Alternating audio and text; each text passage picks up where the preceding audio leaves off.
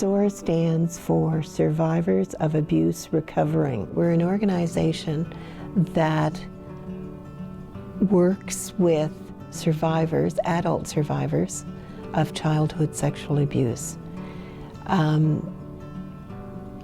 We are a volunteer organization, and all of our peer counselors are volunteers. Support for people, men and women, who've been sexually abused especially in their childhood, but in their younger lives. We're a society in Nova Scotia, and we are a registered charity as well. It began in 1993 as a result of the huge number of survivors, mostly female, who were looking for treatment for post-traumatic stress or symptoms related to trauma, childhood sexual abuse trauma.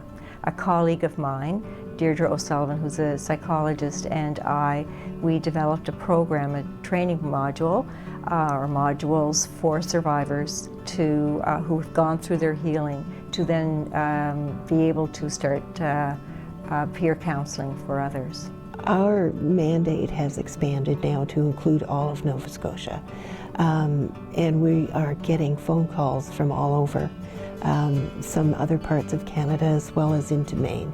It started first as a 13-week training program. It was 3 hours each time, and it was all women initially, and these women gave this time voluntarily from their own personal schedules. It does provide individual one-on-one peer counseling. It provides group therapy and support for individual peer counselors who also have clients. There is just so much to learn to be a peer counselor. One of the criteria is that you must be a survivor of childhood sexual abuse.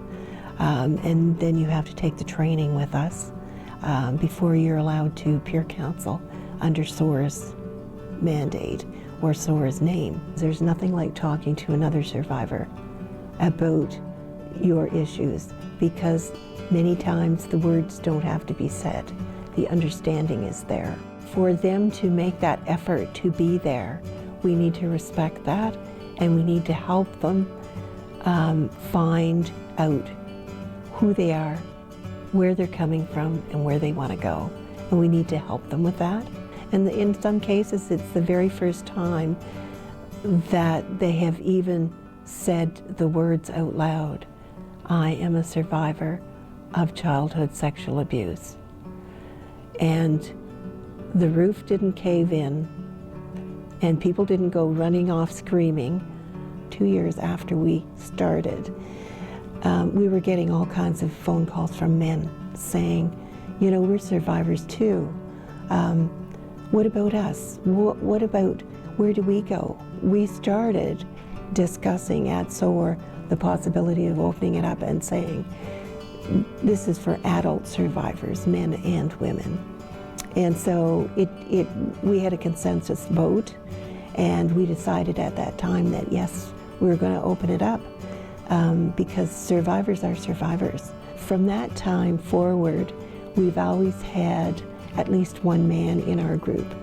And at a couple of times, we've had 2 or 3 male survivors with us. Supportiveness and being positive is necessary. You know, and I think that's what SOAR members provide for each other. They provide positive support for each other, and you know, the meetings, it's a very uplifting, it's a very welcoming and supportive environment, and SOAR members are uniquely accepting of each other. It's an organization and the people in it that are very truthful and honest, because all the monies that it has received, you know, everybody that donates it has gotten feedback, and so there's a real honest effort to use the funding in a way that really promotes more services for survivors. The hope is that it becomes province-wide, and then, you know, nationally wide, because you know, it's unique and it offers fantastic services and at a very, very cost-effective, in a very cost-effective way.